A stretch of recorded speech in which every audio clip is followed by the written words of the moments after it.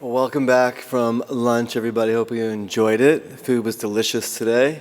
We'll do a tiny audience participation to kind of set the scene and mindset for this panel, which is going to be incredible leadership here next to me.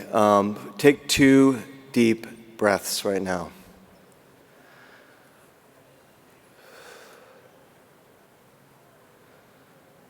The first breath you took came from the oceans. The second breath you took came from the world's forest.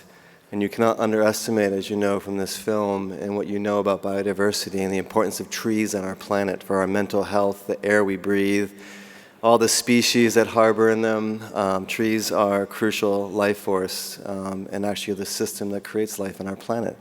So Matt, a visionary leader, I implore you to go on the website and study the incredible trajectory of what the impact that Matt and the team at One Tree Planet has done in the last few years. You heard astounding statistics over here from my fellow board member, Kunal.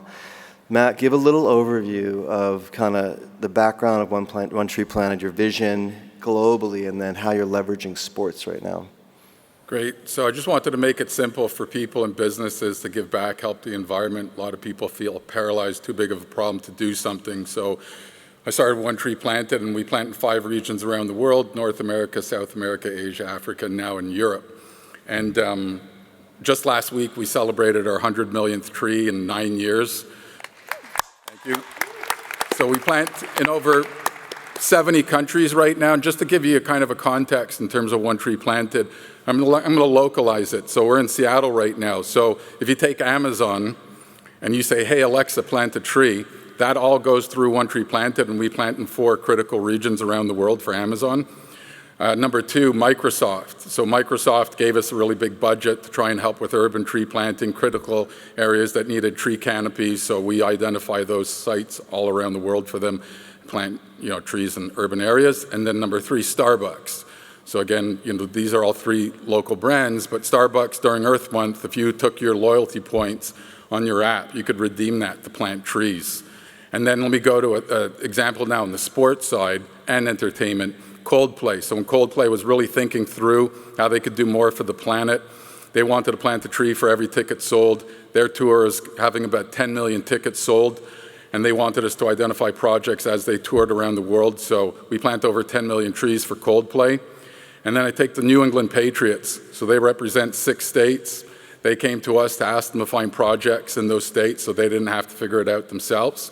And it's been 2 years now, over 12,000 trees per season. We kick off the season with the New England Patriots, with the fans, to educate the fans about the importance of sustainability and how they can be engaged. And then the third example I'll use for sports is Major League Soccer. So they came to us and wanted to plant 1,000 trees in every city market where a team was playing. We found all these different critical projects and gave that to MLS. We're going into the 2nd season with them. So that's just kind of an overview of how we're working with different organizations. It's a shame that the mics aren't mobile because you could just drop the mic after that one. Michelle, thank you for traveling here from Philadelphia, one of my favorite cities in the world. Thank you. Maybe give a little bit of context about the Philadelphia Union's overall sustainability strategy and where you saw the intersection and alignment with One Tree Planet with your organizational needs and also your partners. Absolutely. So the Philadelphia Union, the Major League Soccer team in Philadelphia, like many other sport organizations, we're trying to figure out how could we leverage our goals around sustainability, which we were still trying to figure out a couple of years ago. How do we get started? Where do we dive in? And when we met with Subaru of America and they explained to us their goals around sustainability, they really challenged us and said, if we're going to be the naming rights partner to your facility, we want to make sure that our brand and our goals are being well represented. And so they tasked us with making Subaru Park the first ever soccer-specific stadium in MLS to reach zero landfill. And so we kind of put our heads together and we worked with them and we said, challenge accepted. And in September of 2021, we were able to accomplish that goal and kind of reach that landmark. And after that, it was, okay, well, what's next? Obviously, it's very difficult to maintain maintain zero landfill status once you get there, but we wanted to do more. We wanted to get more involved in our community, and so we accepted their additional challenge of doing more and expanding our reach, and so that's when we met with One Tree Planted, and everything that they're doing is so incredible. And you made a good point earlier when you said you make things simple, and you really do. So we teamed up with Subaru. We said, let's make a difference, and we basically, for every goal that the Philadelphia Union scores, whether it be home or away, we donate 25 trees in partnership with Subaru to One Tree Planted. So it's been a journey. So far, last season was 1,800 trees. We keep scoring goals, so it's exciting. And so far this season, we're about at 850 trees. That's fantastic. Chris Dickerson, you need no introduction, buddy. It's so good to see you as always, and you've been a big, participant in the Alliance and supporter for years. I'm interested to learn about the role you're playing with One Tree Planted, leveraging your platform as an athlete and your network, and helping amplify the mission and your role. So maybe a little bit about that. Yeah, it's an interesting story just because as our athlete population continue to grow, I found that each one of these athletes has a unique space in which they're concerned about, whether it be ocean health, conservation, renewables, compost, food systems. And so we were put in touch by one of she was the goalkeeper, Ariana Corsione, who was the goalkeeper at PSG at the time, put me in touch with Matt. And this was also, on the other side, Brent Suter was trying to find a way to do an urban beautification, get more things done around conservation, providing green spaces, and really kind of promoting the importance of trees. And so we had the idea. They'd already done a pilot project with Hector Bellerin of Arsenal, in which he was contributing 3,000 trees for every win. And we're like, all right, well, what better sport? The absolute most obsessed with stats is baseball. So if we can translate that into a program, that's exactly what we did. And we started with 10 athletes the first year. I think that was 2021. We planted just around 40,000 trees, but we saw the effects of having players, teams, and then having the corporate sponsorship into effect with PG&E supporting, matching Tony Kemp's contribution of 4,500 trees that year.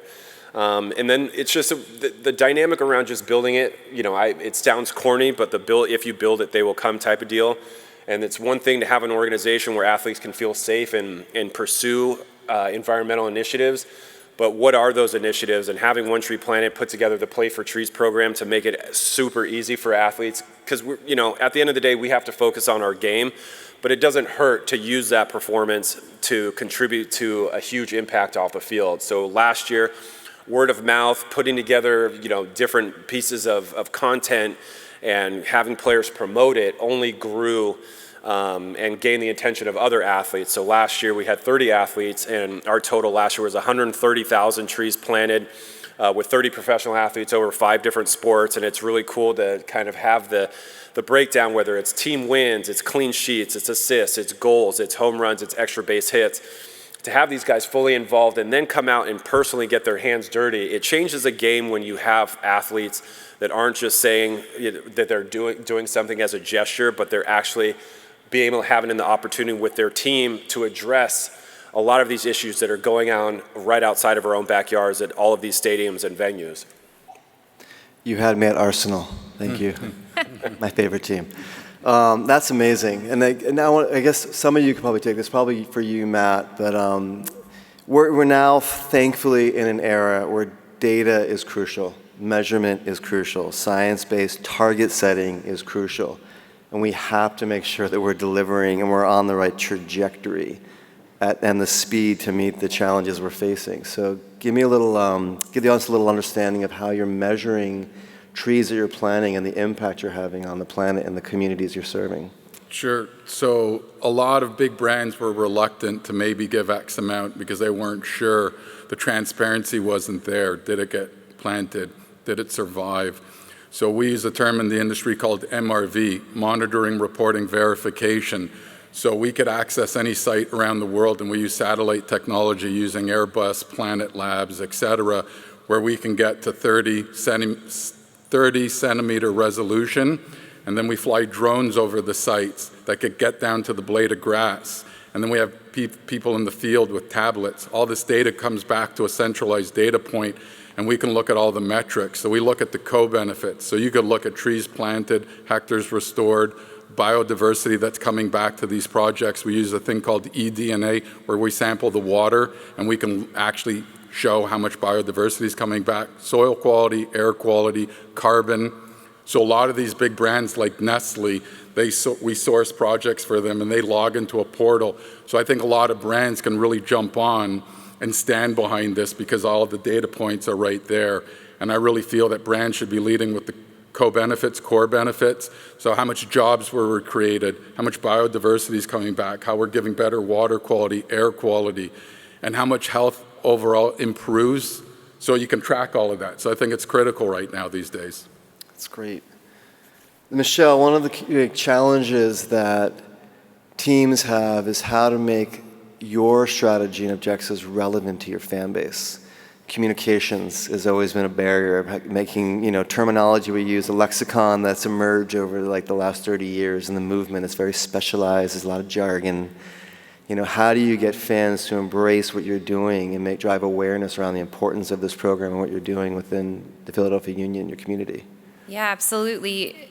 Informing and educating our fans has actually been something that we've really started focusing on after we hit zero landfill within our stadium, because we realized that without their help and support in putting their compost or their recyclables in the correct bins, it takes us longer to sort after, which costs more money and is kind of a cyclical process. And so we really wanted to not only get our fans involved in order to help us continue to maintain our goal, but also to get them excited.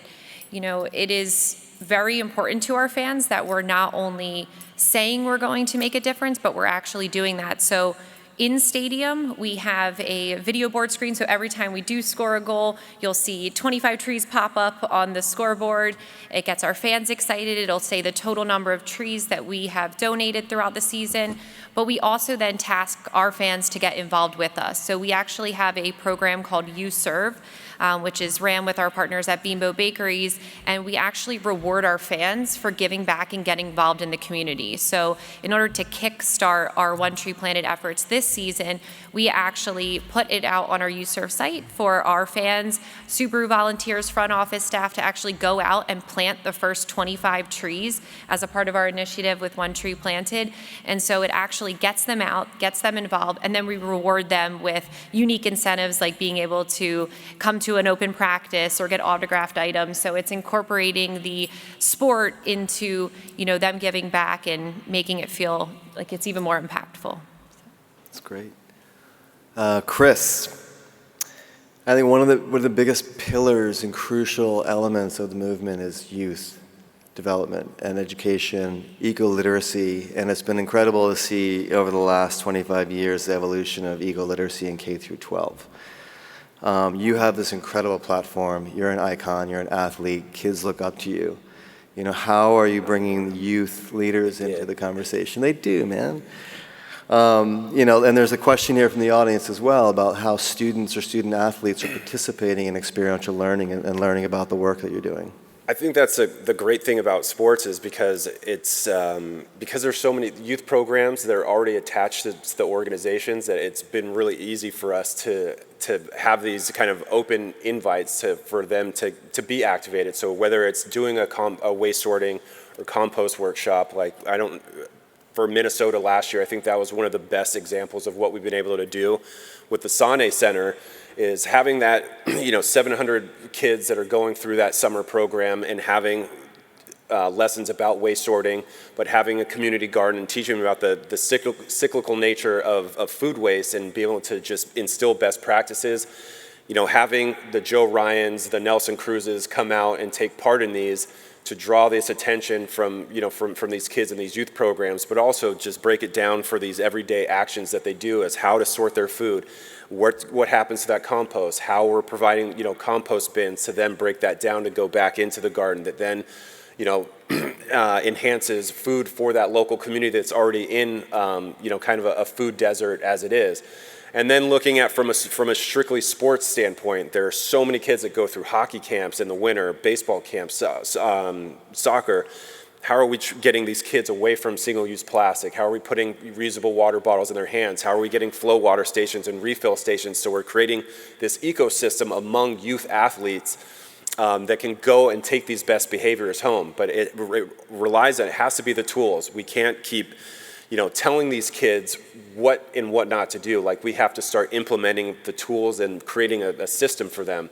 And I think that a lot of that comes from the work that we've done in the DR with all these MLB academies, and going down there and telling them to take care of their environment, and that plastic and single-use plastic is destroying.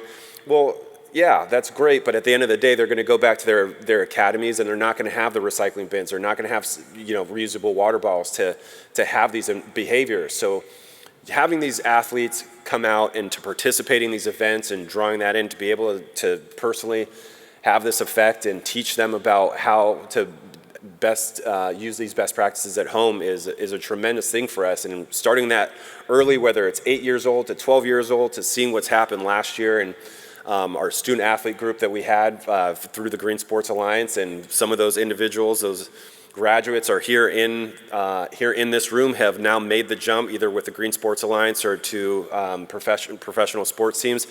It's special. So looking at the life cycle of the athlete, starting at that 8 years old all the way through college, seeing the growth among sports and sustainability students. Last week at Pac-12 Sustainability Conference, it's an exciting time for youth and education, but we have to do better as an organization to provide these student athletes this ecosystem so they're building on these behaviors.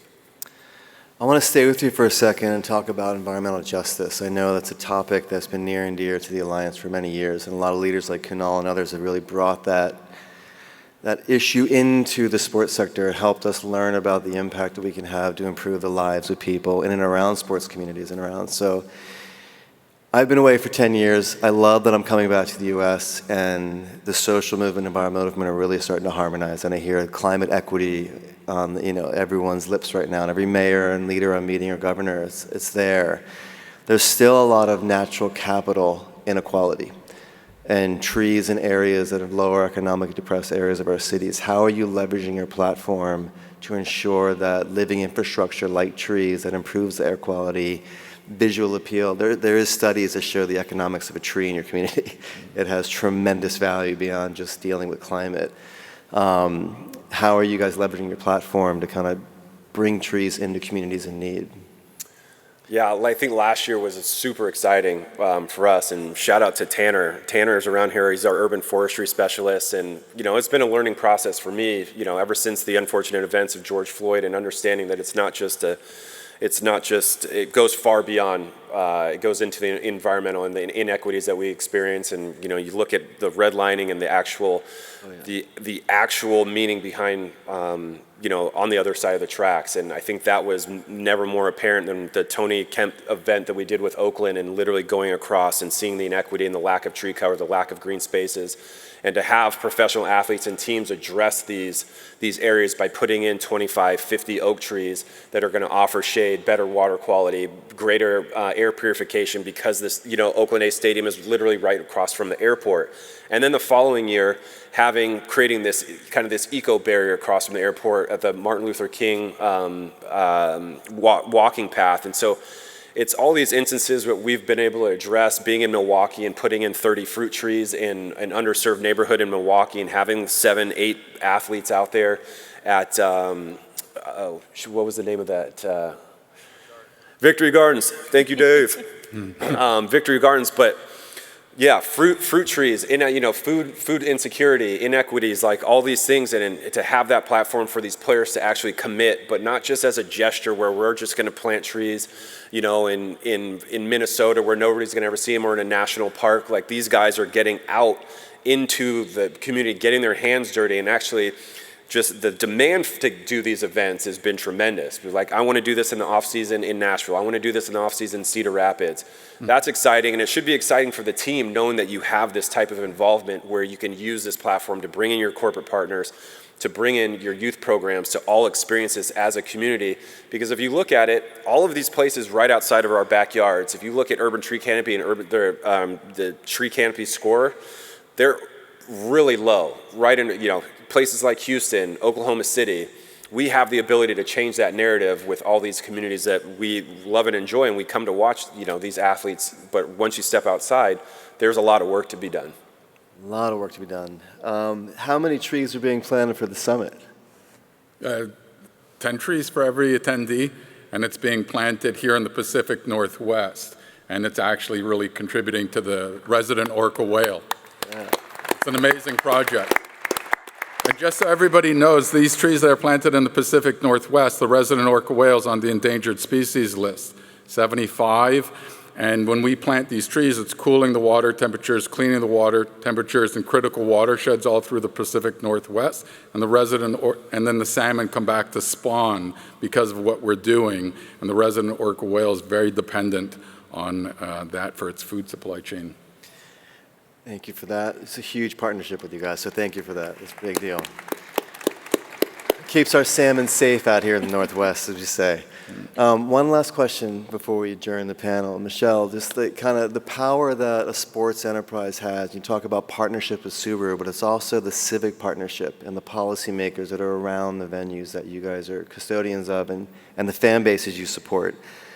How has the work you're doing, particularly around One Tree Planted, has it inspired any discourse with the city leadership on policies? Philadelphia is a leader nationally on natural capital infrastructure and nature-based solutions.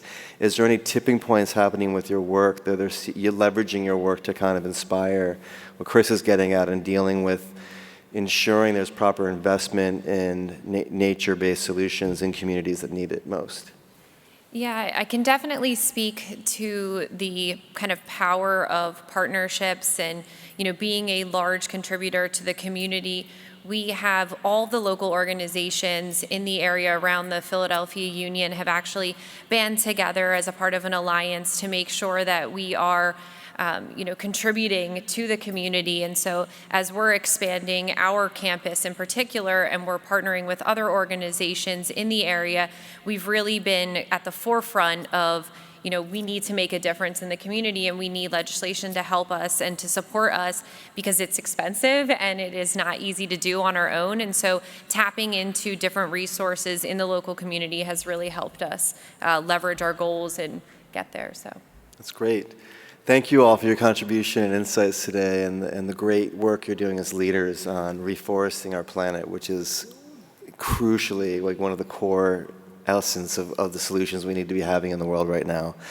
I want to also just end saying there's a little bit of navel gazing that happens in America. When you live abroad for a long time, you come back, and I was reading the media of the forest fires happening in Canada, and it's so much focus on air quality issues in America and not as enough focus on the biodiversity loss and the creatures and living systems that are getting killed in areas of Canada, which is like a huge lung of our planet. And I just want to commend you and thank you as a Canadian and recognize how important that is. And your boreal forest system is so crucial to life down here. And like we just get caught up on these geopolitical boundaries, but nature has no boundaries. Mm-hmm. Smoke's I had to deal with that when I was in Sydney with the bushfires in Australia, and you just realize most of the places we live, air quality comes from another place. Mm-hmm. So thank you all for your great work and visionary leadership and all you're doing in the communities you serve and the planet that you're saving, man. So thank you. Awesome. Do well. Thank you all. Awesome.